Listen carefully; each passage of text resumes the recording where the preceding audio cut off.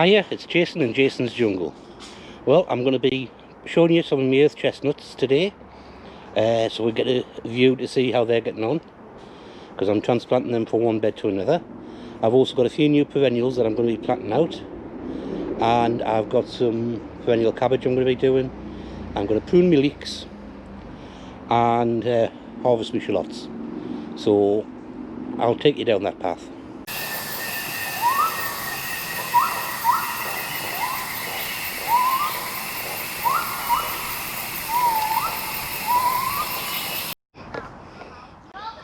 You might not be able to make it out, but these straggly little plants here are earth chestnut.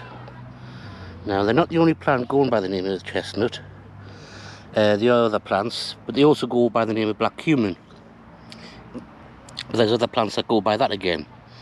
So I can't pronounce the actual botanical name, but I'll put that underneath. What they are is a member of the carrot family, and like a lot of edible carrot family members, they have roots. I'm going to transplant these over to a new bed because I want to clear off this bed because it's just so weedy, and they're perennial plants, so hopefully if I transplant them they'll regrow.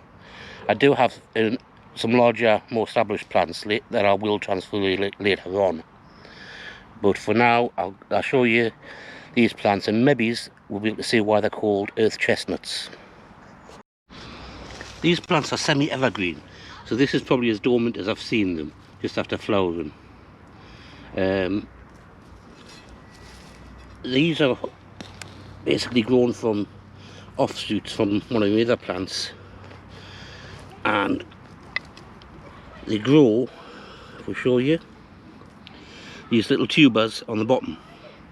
Now these are the earth chestnuts, and they're so dry, but that's what you grow them for. A little plant like this produces that amount. Now these can be planted to grow on, so I'll just basically plant the entire plant, give it a good watering and let it regrow.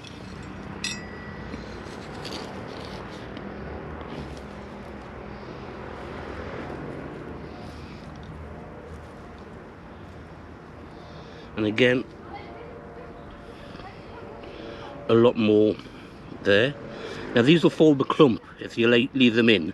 I'll show you some video of the others.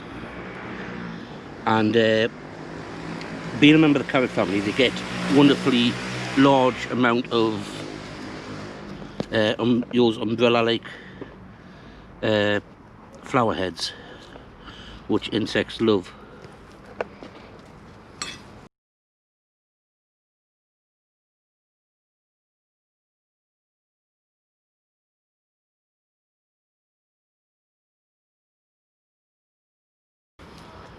Now I can take these off, and the plant will still grow. If you look here, you can see how these are, each of these bits could be split off into a separate plant, which is how I started these ones last year.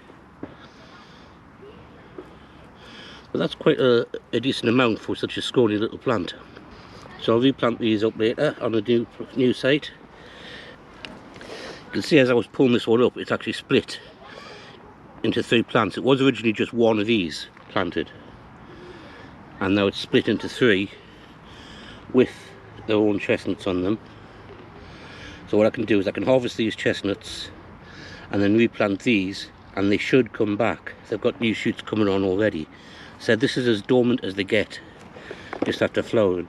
So I'll get these and I'll take them over and plant them in the new home. Here's a Mr. Froggie.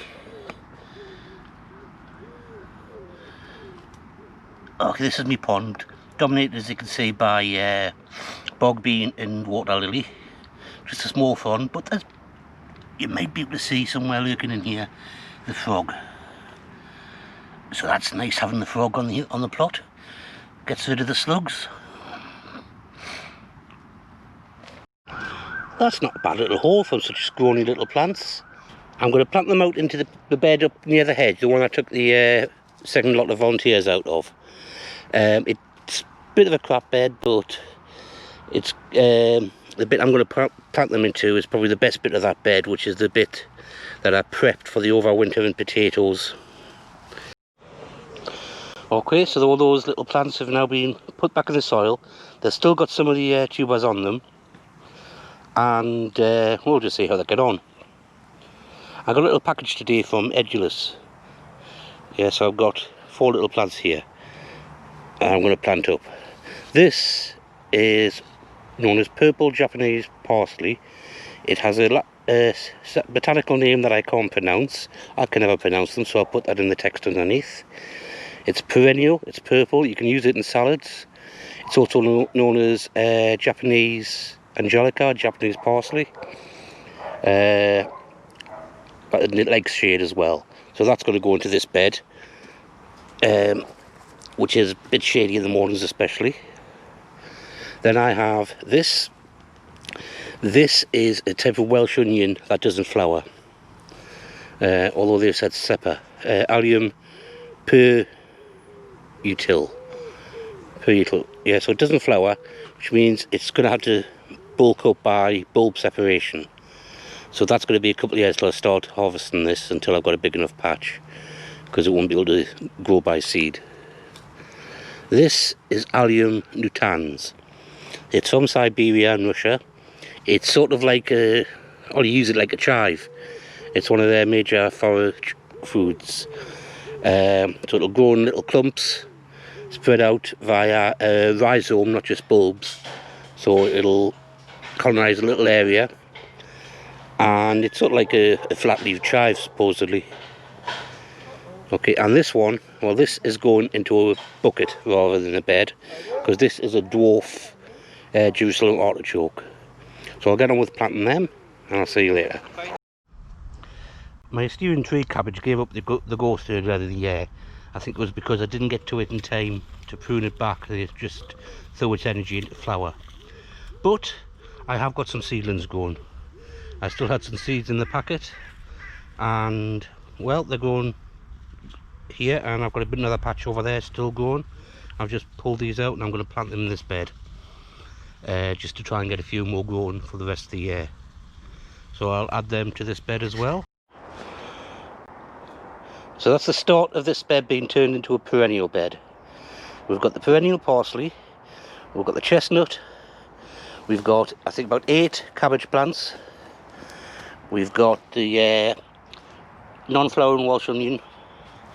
We've got Allium Nutans. And I've still got space for a few more perennials. And I'll fill up the gaps with some annuals later on. Speaking of perennial beds, here's another one of my perennials. I chopped back this group of Scorzonera earlier on the year. And it's called Cumin back. So this gave us loads of stuff for the compost. These shoots are edible. You can steam them, you can blanch them first if you want. I think they're better in the spring when it's cooler and they're growing slower. I've got skirret at the back. I've got another patch of skirret that I'll probably move into the new bed as well, so I've got 2 patches to harvest. And these are annual leeks, which are sown. They were sown in 2016, and I just cut them back at the surface, and I'm just going to prune these off so that they can come back again later on in the year. I've got this, which is a pathetic looking perennial broccoli, and at the back, look over here, I have bergamot, and I think that next to it is a, what is it, daylily, I think. And you might not be able to see, but over there's some society garlic, which is just starting to clump up and spread a bit. So I'll just cut these back and get on with my next task after that. There is a squash here. Now, I don't know what it is. It's supposed to be a butternut squash. Now, I don't know about immature butternut squashes because I've never grown them, but I don't think it has a normal butternut shape. So I've no idea what it is, but I'm happy I've got a squash. So my second crop of spuds in pots are coming on nicely. These are the ones on the buckwheat bed, and you can see that buckwheat, look at that. All coming into flower. I'm leaving these to actually go to seed so I can get more seed for next year. But you can see how it dwarfed those pots. Loads of these tiny, start off pink then go to white flowers. Absolutely small, but the bees have been buzzing around this all day. This is my shallots. They've all started to keel over, so they're ready to come up. They didn't go in till beginning of June, so obviously they're not as big as they could have been. Oh, all I can smell is onions. That's the whole. You know, they say if you eat the big ones and plant the small ones for next year, you get a good harvest. Well, it looks like I'm going hungry, but I have a fantastic harvest next year. So that's it for today. If you liked it or enjoyed it, click on like, subscribe and share. Leave a comment down below, and I will see you on the next video.